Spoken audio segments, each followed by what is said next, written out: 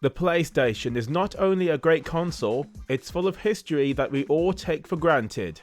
When it was released, 3D was still unknown territory that few developers could properly harness. Companies tried though, and some would succeed while others did not. Even though not many succeeded with the jump to 3D, it's always fun to see what games developers came up with. One company that's entered my mind lately has been Human Entertainment. The company has been well known for several remembered titles including Twilight Syndrome, Clock Tower, and the Pro Wrestling series. Today's video will focus on all of the games they developed or published for the Sony PlayStation and seeing if any of them are worth a second look today. I will look at the games in order of their release year, so I may not get the individual game releases order correct. Also, because there's so many games to cover, I will shorten my reviews a little bit. Strap in and enjoy the show. We kick off with the Firemen 2. This is the sequel to the SNES original. The game has you putting out various fires and saving a variety of people from emergency situations you'd expect, such as hanging off from a roller coaster to choking inside a burning building. You have a fire hose with 2 different types of spray, and your backup firefighter can axe enemies and even put out the fire for you, with his axe, naturally. You will have to face a boss during the end of a level, and the time limit will keep your blood pumping. The graphics, sound and gameplay are all very well done here, and I absolutely enjoyed playing this game. Without doubt, you should try this forgotten title. I was surprised by how much I enjoyed it.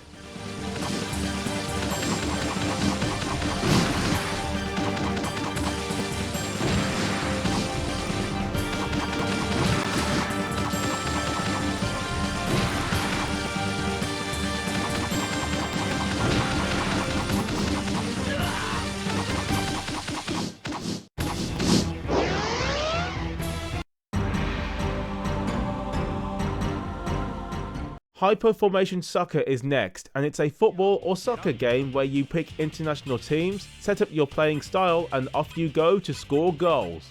Honestly, I had no fun with this game. This is definitely primitive 3D football at its worst. The controls are mushy, I constantly press the wrong button to do the wrong action, and shooting is hard to pull off. Passing the ball was a nightmare. Every time I passed, my player wouldn't lock to the ball, thus resulting in me moving my players away from the ball instead of toward it. Tackling was ineffective besides slide tackling, and I was just not happy during my time playing. Unless you love old football games, I can't recommend this.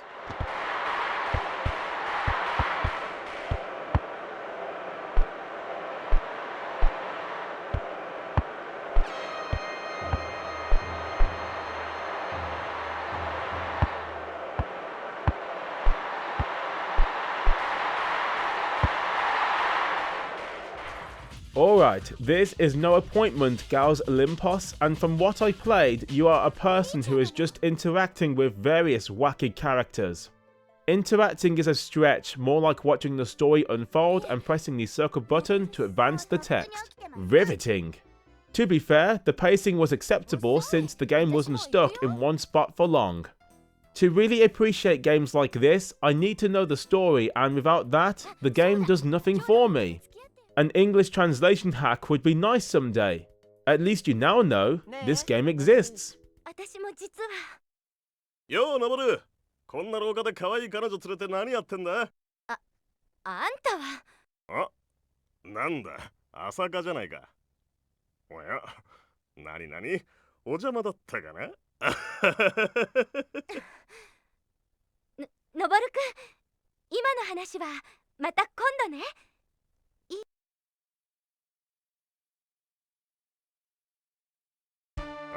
なんだよ、何の話なんだ？俺にも教えてくれないか？ Pro Wrestling Iron Slam 96 is the first PlayStation showing of Human's popular wrestling series. It was the first one to be rendered in full 3D, although the familiar camera angle and gameplay style of prior games is intact. As a wrestling game, it is brutal. I got clobbered repeatedly, and because the grapple mechanic is rather unique, I didn't get the hang of it for my time playing the game. There's enough here to please those who are into the series, but for me, it's a bit too slow and clunky for my tastes. I did like the music, that aspect was pretty sweet. Overall, it's a decent game, but you need to be patient with it before you really start to enjoy it.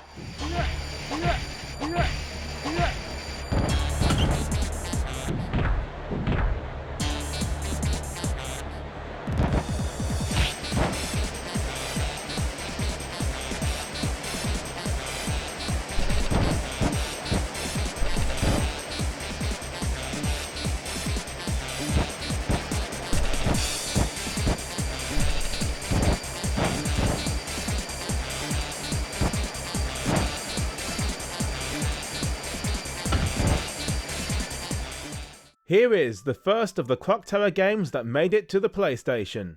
This was actually the sequel to the SNES original and the first in the series to go 3D. The game is a survival horror game and it concerns bizarre murders caused by a pair of scissors by someone who was only described as a monster by a surviving witness. You play as multiple characters as you try to solve the mystery and figure out what is going on. The game is a point-and-click adventure, so everything you do will be slow and calculated. You also cannot attack, so if you do bump into a certain famous enemy, hiding is your best chance to survive. Although slow, clunky and outdated, this game is quite fun, and the story, although badly voice acted, keeps you wanting more. The pacing is decent enough and you are free to explore the environment at your leisure. You can even jump from place to place at the map screen. I definitely plan to continue this adventure to the end. Definitely try it out if you like these kinds of games.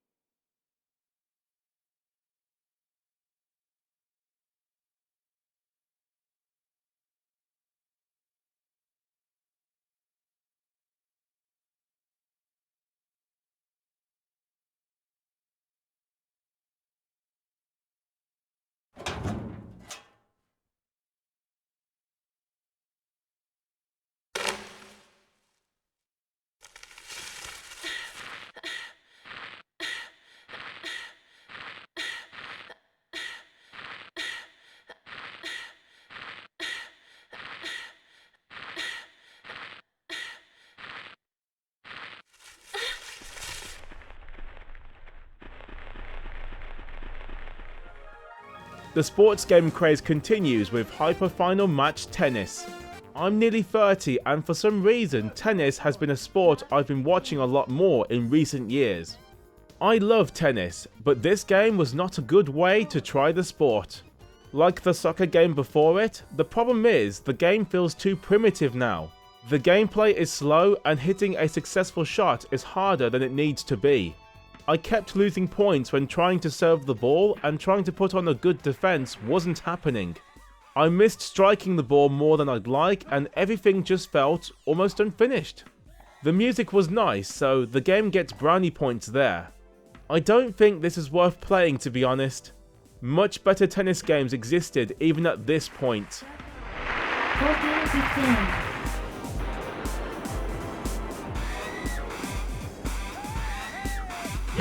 4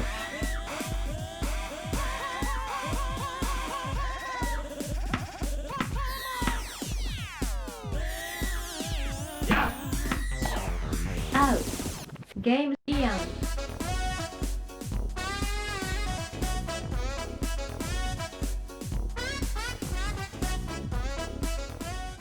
This is the Conveni, and to be honest, I don't know what this game is.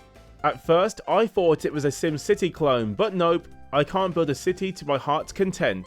It appears to be a business sim where you need to build up businesses and houses to generate revenue for the city. Again, I truly don't know what this game is, other than it's a simulation of some kind. The heavy Japanese language, multiple choices within the menus, and not knowing what's going on made playing this game practically impossible. I did enjoy the music tracks though, very nice while I fumbled around like a complete idiot.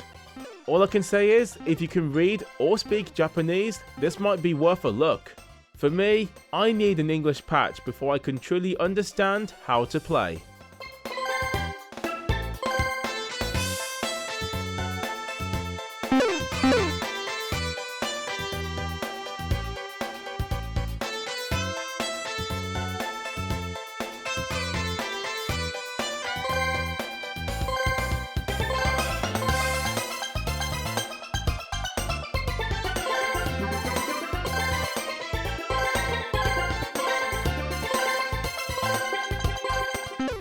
Now, let's talk about the Twilight Syndrome pair of games that were released in 1996. This is the first one, Tansaku Hen. The game is a point-and-click horror adventure game which sees you controlling 3 schoolgirls who investigate paranormal events in their local area. You start at the school and will travel to various other environments trying to solve the mysteries. Unlike Clock Tower, most of your time will be choosing from different dialogue boxes and sometimes pressing the circle button to interact with the environment.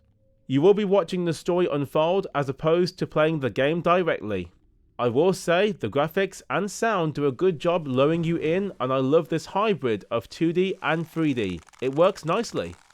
I wish this game was English translated. I would love to see this adventure to the end and see if the different dialogue boxes affect the story in any way.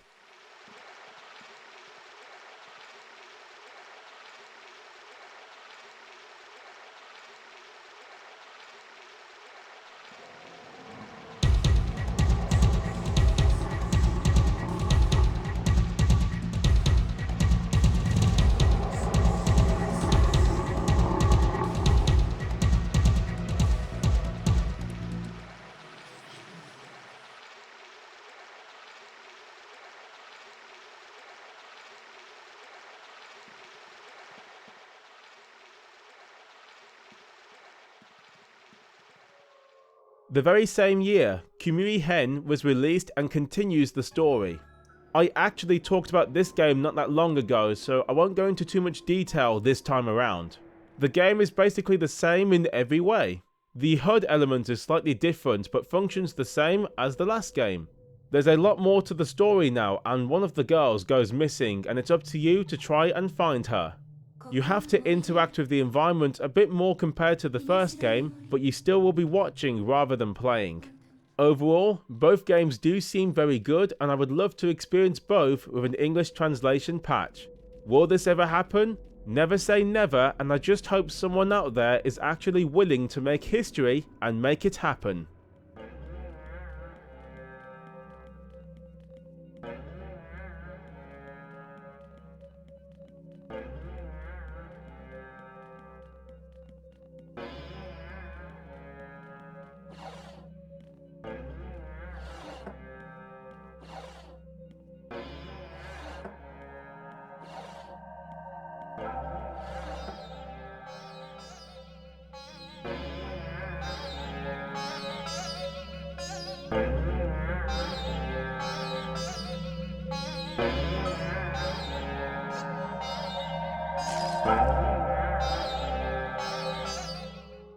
While we are here, this is a promotional disc for Twilight Syndrome called The Memorize.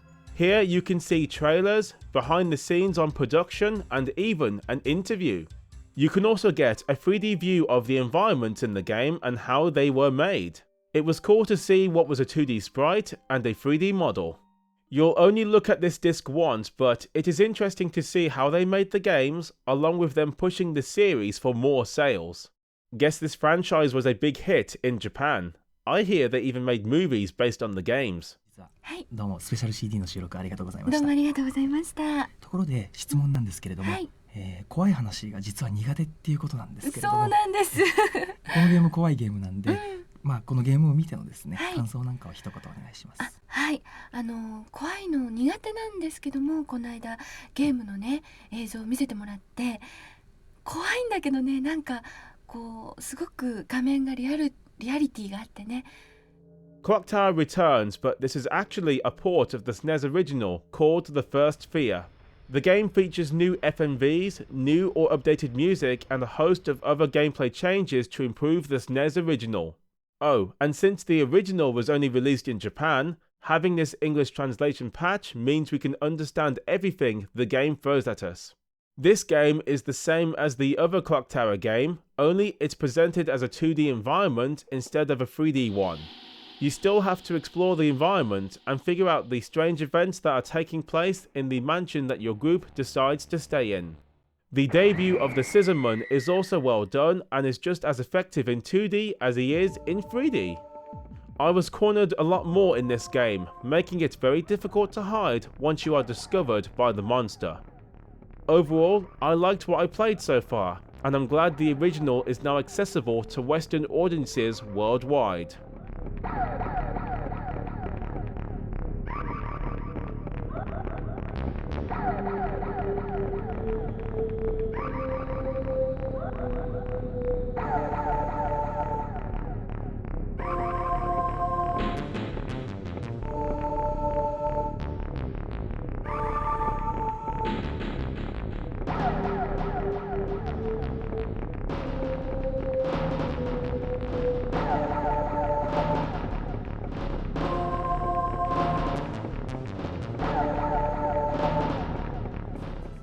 The Conveni is back with a special edition. Not sure what's special about it, but no matter. Unfortunately, there's no English patch, so everything about this game is basically the same as the previous one. I still have no idea what I'm supposed to be doing, and everything has so many layers attached to it. I often end up lost and unable to go back to the city view without a lot of guesswork. The soundtrack is awesome though. This is one aspect I feel got a good upgrade, and I just had fun listening to the various tracks on offer. Unfortunately, I really need an English patch before I can say whether this game is good or not.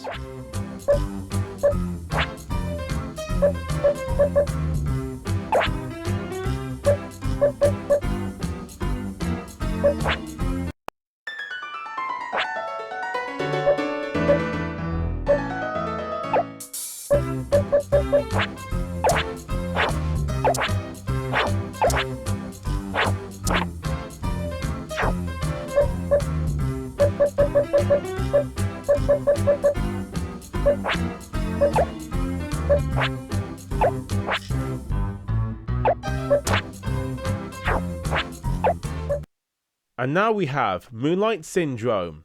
It's part of the Twilight Syndrome series, although it has an all-new story.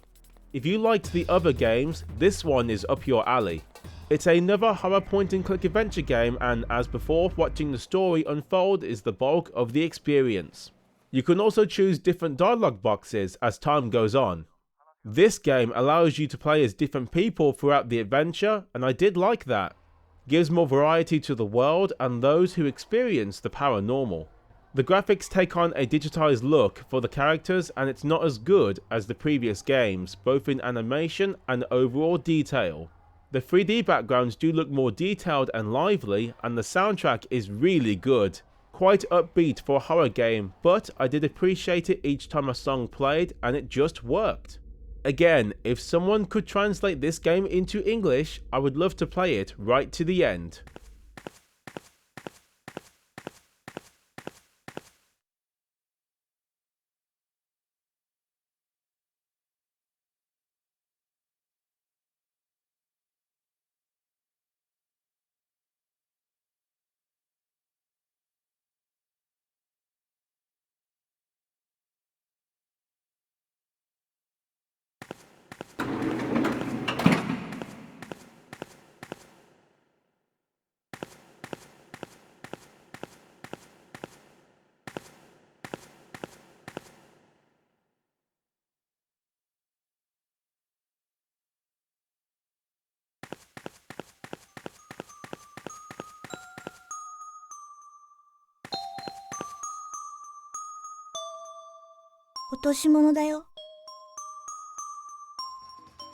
Human Entertainment decided that soccer was worth a second attempt, and we get that with Formation Soccer 97. Pretty much everything I said about Hyperformation Soccer applies here. The game feels primitive to play, and lots of aspects we take for granted in more recent football soccer games is not here. I will say the game does improve over the old game. You can actually sprint now, which you couldn't before. Passing is a lot easier to pull off, and I can actually somewhat control my shooting power. The controls in general have a bit more flow and feel more responsive as well. That being said, although this, a step in the right direction, feels outdated even by 1997 standards. EA and Konami cracked the code of a good football game by this stage, so this falls behind when compared to their efforts.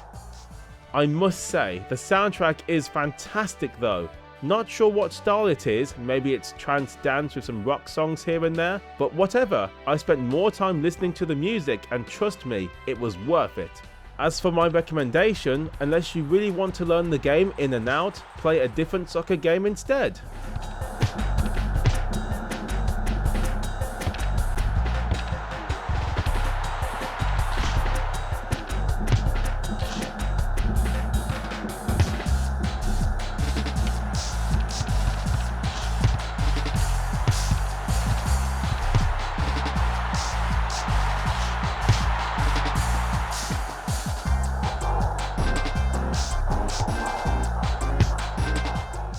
This game's title is impossible, so I will call it Art Truck Battle, and it's next. I covered this game not that long ago, but I'll quickly go over it for you. This is a racing game where you are a truck driver carrying cargo from point A to point B. You need to beat both the time and your foe in order to beat a stage. After this, you gain money, and this allows you to customize and improve your truck. Gameplay consists of dodging traffic and simply changing lanes while the truck steers itself. The graphics are not the best, with basic 3D models being used and the lighting effects look quite primitive. It gets the job done, but not to a high standard. The sound effects are basic and are not even worth talking about. They just exist as you'd expect. The soundtrack, however, wow! The ballad songs included still catch me off guard. I was expecting fast Japanese rock music or perhaps some nice techno beats. The developers certainly went in a different direction, and this is absolutely bizarre. Definitely one of the most unfitting soundtracks ever. I do like it though. The personalities of the singers shine on each track and the songs are pretty catchy. This is not a game you'll sink many hours into, but it gets the job done and I had some fun trying it out.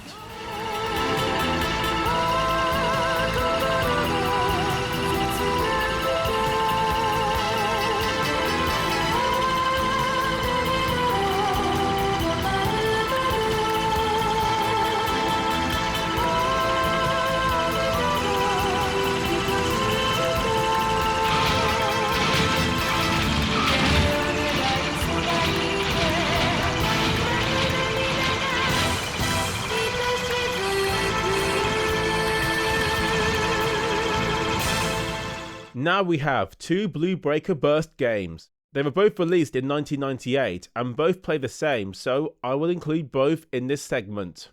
Both games start with a pretty detailed FMV cutscene which blew me away. It has great music to accompany the visuals too. Both games are 3D fighting games, and sadly it's here where the games fall short. You have your basic punch, kicks, throws and a magic attack or two which can be used when this gauge has been filled to some degree. Problem is, the control is slow, sluggish and no fun to use. The graphics look a bit basic and the animations, although somewhat detailed, also look wooden and stiff. The controls can be best described in this manner as well. After a promising start with a dash of personality, these games are just not worth spending much time with. Completely disappointing.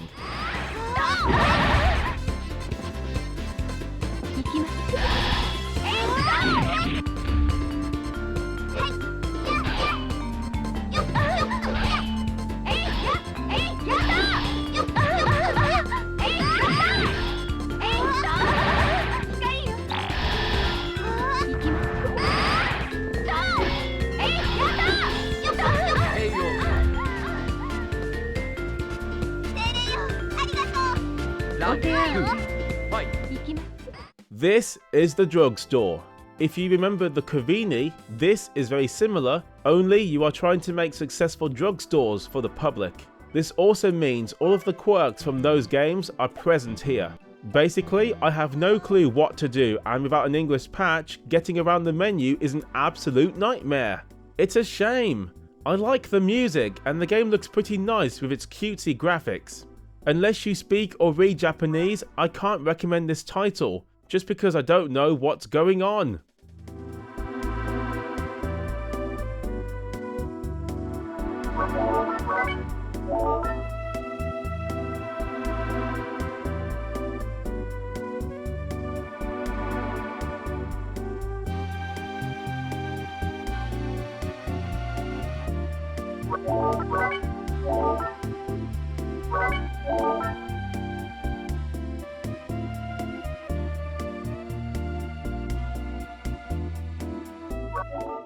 We now have Mizzurna Falls, and this one is legendary. It's one of the first open world adventure games ever created, for consoles anyway. It's awesome to experience something like this on the PlayStation, and it came out a year before Shenmue, by the way. The game concerns two people who have gone missing in the local town. One dies, and it's up to you to find the other person and figure out what on earth is happening in this town. You will meet all sorts of suspicious and helpful people, and trying to get answers will be your main objective. Good thing this Japanese only release now has an English translation patch for people like myself who can only speak English. Admittedly, the game is very slow paced, and the Resident Evil tank controls can be very cumbersome at first before you get used to it. Luckily, to help you in travel, you get a Volkswagen Beetle to help you get to new locations quicker. This is basically Grand Theft Auto 3, but for the PlayStation. Just this fact alone is destroying my sense of reality. I quite like this game despite its clunky controls, slow pace, and less than ideal frame rate. There's a solid story to experience here, and you yourself should give it a try.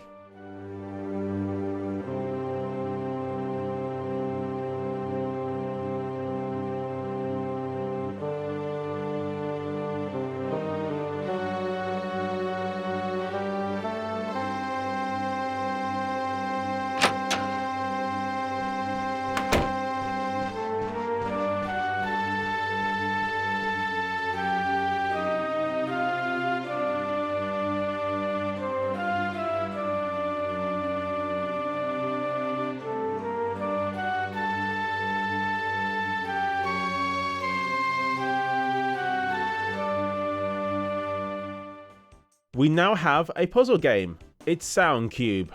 I can't understand the Japanese instructions, so I had to figure out the game myself. From what I can gather, you need to either clear this cube or clear it enough to pass the stage. You have to change colours to what the game requires, or so I thought. You then need to select 2 correct cubes to clear a section. Again, I can't read Japanese, so I cannot precisely confirm my theory here. I did get up to the 4th or 5th stage, so I was definitely missing a key piece of information to succeed. I do like the calming, chilled out music on offer, and the graphics are alright. Nothing breathtaking, and I wished we had more backgrounds to look at. Mind you, I guess it could distract from trying to solve the puzzle at hand. If you can understand what to do, this actually might be a fun time waster and something you can play on a casual level.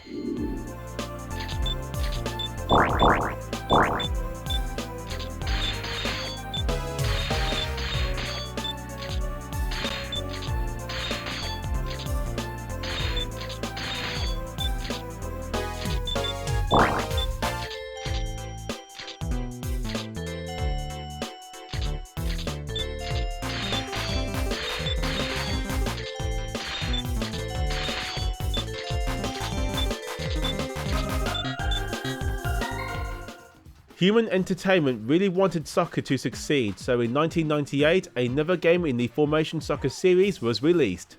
Sadly, this is a waste if you've played the previous title.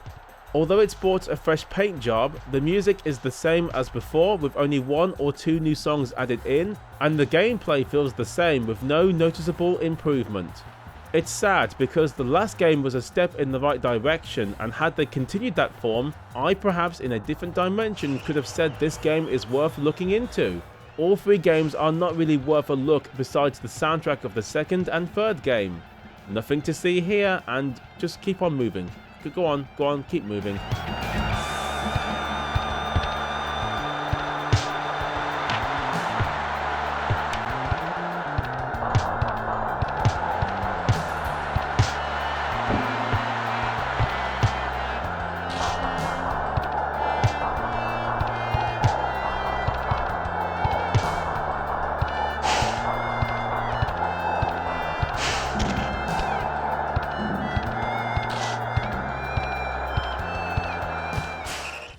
Vanguard Bandits was released in 1998, and luckily, Working Designs translated the game for a North American release in 2000. As the story unfolds, you have to battle your way to the next story point. To do this, you are assigned command of a group of people who have different skills, weapons, and special abilities. You and your enemy take it in turns to move, attack, among other movement types. The terrain also comes into play, so make sure you put your units where they work best. When a fight does commence, you have the option to have it play out and the game switches into a full 3D perspective to show off the action. The game is slow paced, the story is detailed, and this won't be a quick pick up and play type experience. You know what? That is fine, because what we have right here is a fantastic game that just gets everything bang on right. Even the soundtrack surprised me. It's catchy and full of energy all the way through. I love it, and I often had to stop playing to have a listen. Fantastic stuff here. I recommend this game. It was a nice surprise, and I will continue playing after this video is done.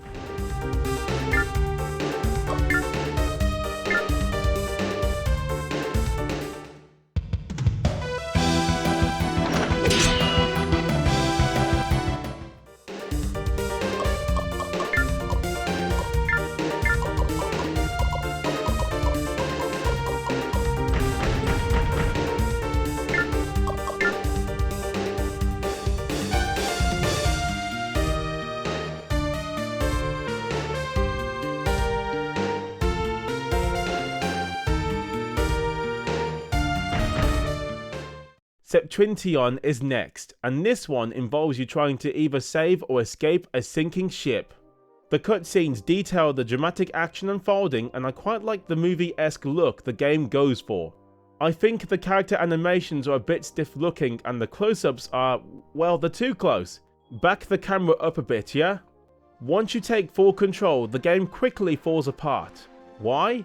The gameplay is not good at all. The movement speed, even when running, is way too slow and the controls are very slow to respond. The game plays like Resident Evil in 3D, just much worse. There's also no way to know where to go next, and this got me stuck here in this section. Am I supposed to talk to this guy or save him? Where do I need to go? What should I do?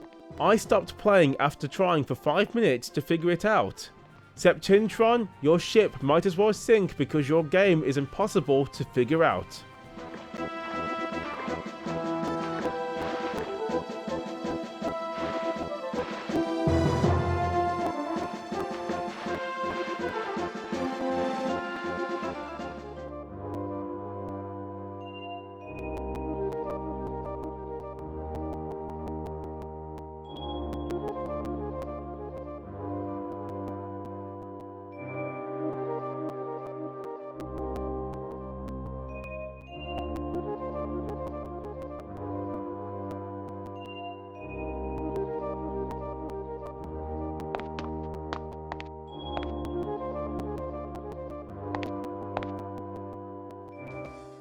This game right here is actually a spin-off of the Pro Wrestling series. I cannot precisely determine if the cast is all female or not, but there's definitely a good amount of them present. This game has a viewpoint more in line with the more popular wrestling games made in this period. You have more freedom here, but otherwise it still maintains the same gameplay mechanic as other Pro Wrestling games. Mainly, you'll be grappling as the limited range of slap and kick moves are painfully clear. It's also not clear how to get the grappling moves to work as you want. I must say, this game makes wrestling look a tame sport. Look at the animations, it reminds me of the sport today with its PG-esque feel. Everything looks like it wouldn't really hurt that much, yet the characters react as if their body truly hurts. Lame. I do like the opening sequences, and the music, although short and repetitive, is pretty catchy. The graphics are good and get the job done. Overall, not the worst, but you can do a lot better than this.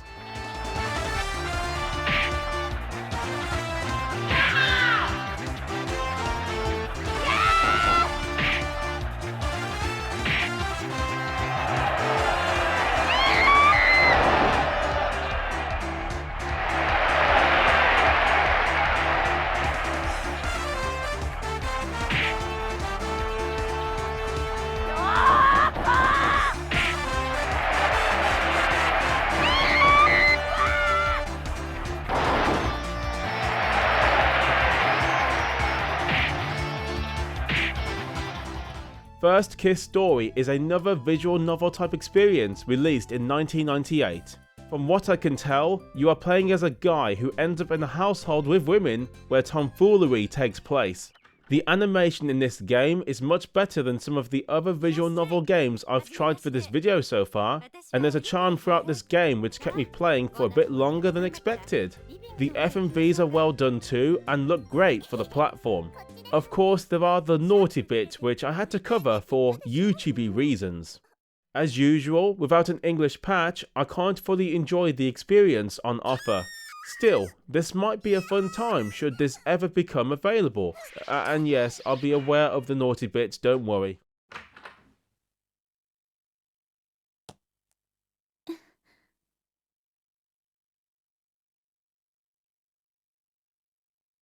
Shoujo no Kana desu. Yoroshiku onegai shimasu. 私、勉強がありますから、失礼します。あ、カーナ、ちょっと待ちなさい。カーナ、ごめん。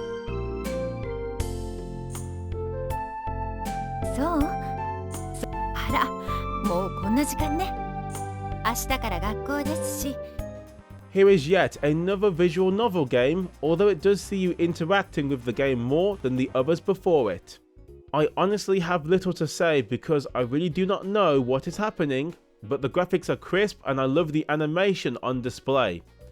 The soundtrack is pleasant and the voice acting sounds professional to my ears. I will say, this is one game that I actually would love to try once again if it ever gets the English translation patch. I guess I better dream on some more.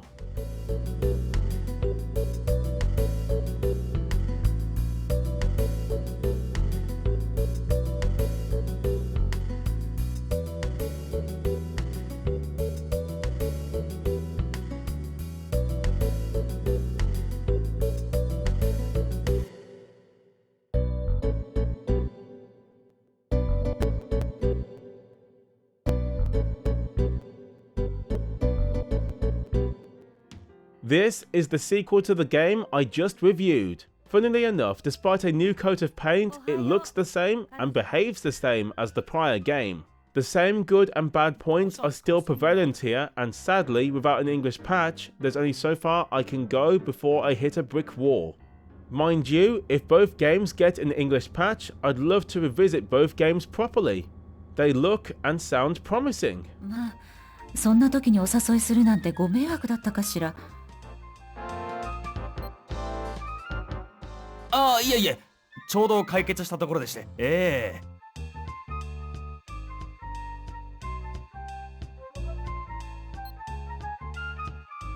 では参りましょうか。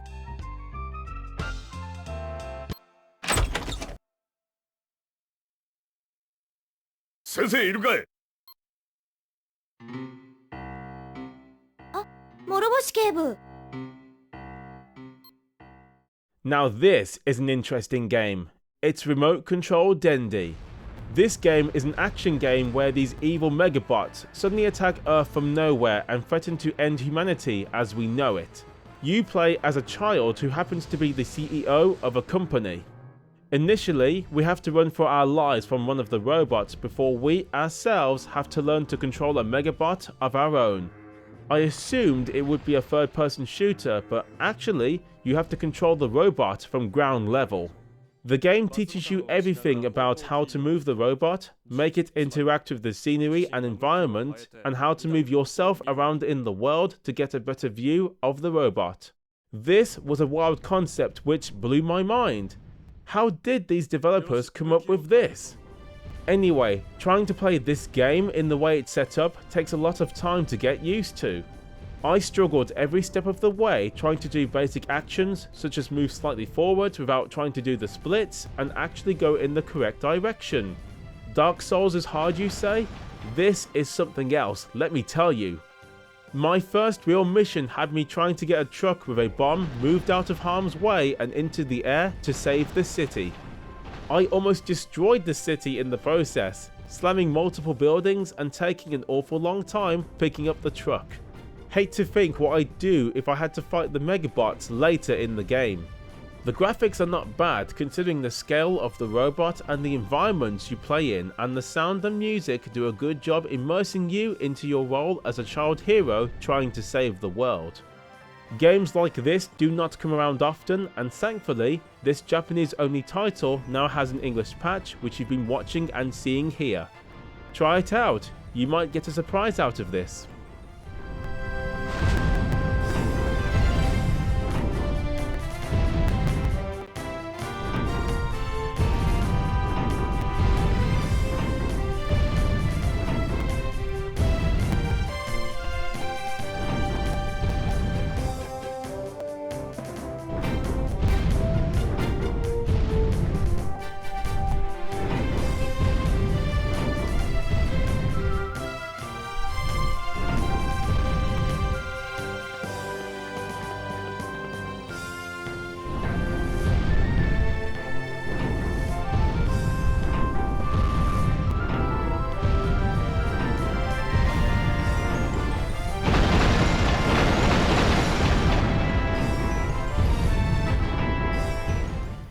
Here is the last Fire Pro Wrestling game for the PlayStation.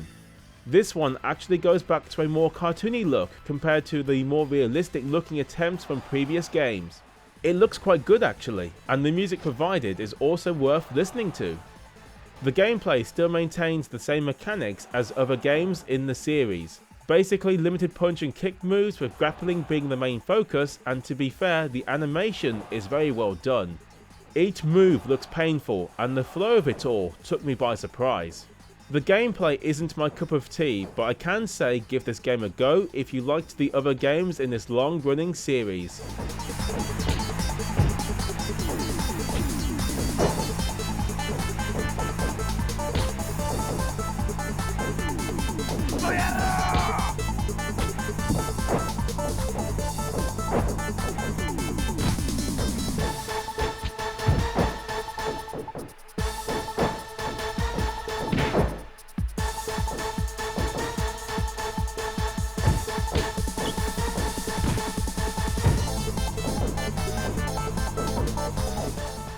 Clock Tower returns for the third time for the PlayStation. In Japan, this was a spin-off title, but in the Western world, this was the second game we got, hence me using the American version. I quite liked the original PlayStation game despite being dated. It had a great enemy in the Scissorman, and I liked the overall atmosphere the game provided. Here, well, let's just say this sequel gets it wrong, very wrong. Turns out something happens to your grandparents, and once your character arrives, all is not as it seems. Clock Tower 2 works the same way as the original. It's a point-and-click affair where you interact with the environments trying to solve puzzles and unlock new areas in your current surroundings. The game looks a bit better than the original, but that's about as good as it gets. You see, the pacing is absolutely shocking. You click on everything possible and then move on, only to return, and then the game decides to let you click on something you already passed over ages ago. Why not just let me click on it the first time my cursor hovered over it? The original certainly worked that way.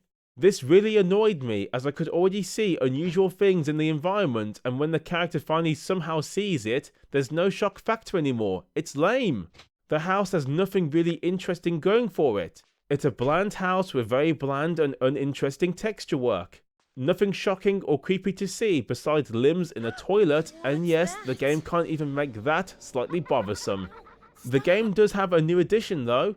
You have the ability to switch personalities between Alyssa and her alter ego Bates, who comes from her amulet. With this, you can solve certain puzzles you couldn't with Alyssa and vice versa. Thanks to this gameplay mechanic, the gameplay takes on a new level of brilliance, and you wield absolute dark power right at your fingertips. Note, this is a joke, the game is still boring, and why do I have to drag out the gun in order to use it? Sorry Clock Tower 2, you really left me no reason to continue playing. Your house is boring, and so is this game. Unless you're really prepared to push on, just play the first game instead. There was one more Clock Tower game released for the PlayStation 2. That game succeeded where even Clock Tower 2 had failed, and finished off the once promising franchise for good.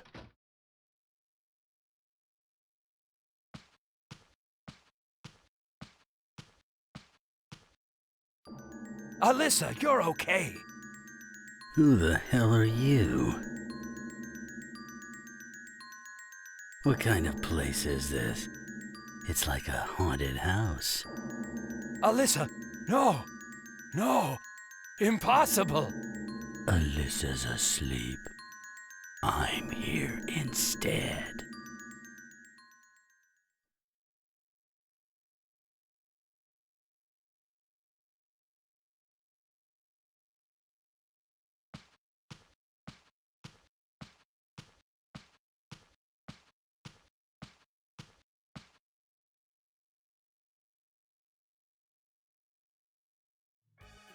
There was one more game in the Conveni series, and here it is. I really have little to say because I'd be repeating myself again. This is some sort of a simulation game, and without English I really cannot get far in the game. Take this short gameplay look as confirmation the game is real, and you can try it if it looks up your alley and you can read or speak Japanese.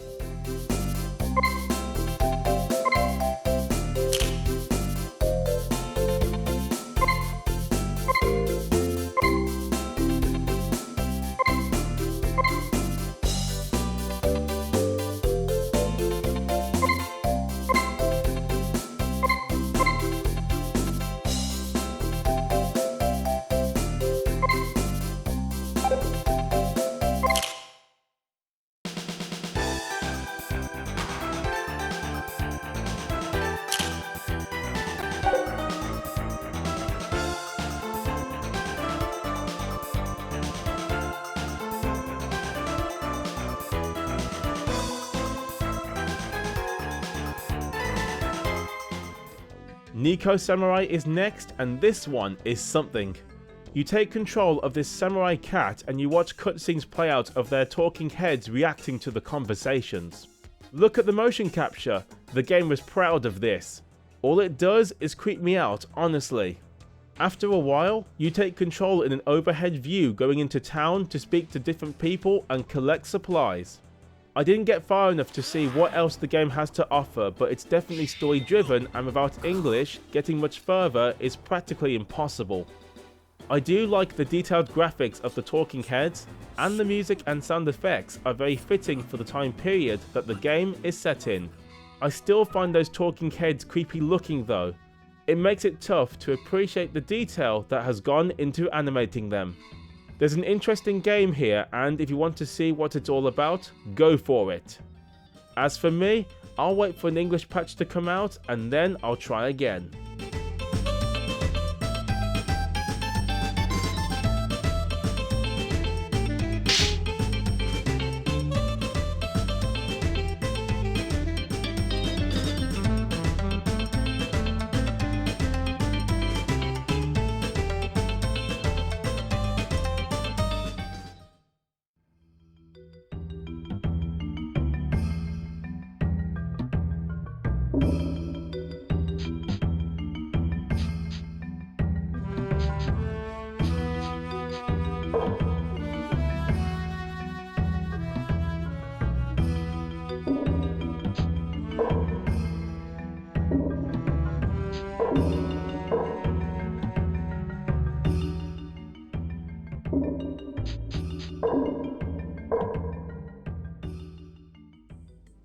Well, we finally did it. That's all of the games Human Entertainment published or developed for the PlayStation. Many different types of games for you there, and it was a blast to delve deeper into their gaming library. The company would go on to close their doors in early 2000 after sustained financial losses throughout the 1990s. The members all went on to form different companies including Spike and Grasshopper Manufacture. They would go on to make 4 more PlayStation titles between them. Here's a quick snippet of the games they made.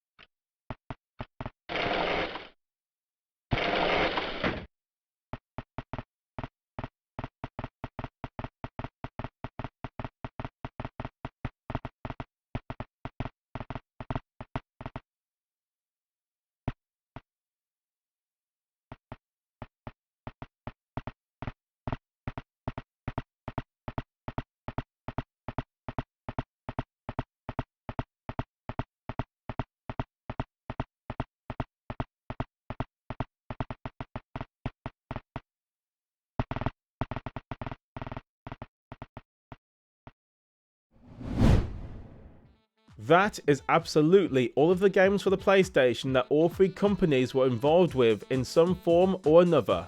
This was a huge undertaking to find all of the games and to triple check them to make sure I hadn't missed anything. Of course, this does not take into account the other platforms the company worked on, such as the Sega Saturn and Nintendo 64, so there might be more to discover from Human Entertainment yet. That'll be a video for another time. For now, I need a big rest from all of the work put into making this video possible. You folks let me know what your thoughts are on the games I showed in this video that came from Human Entertainment, and hopefully I'll see you guys again soon.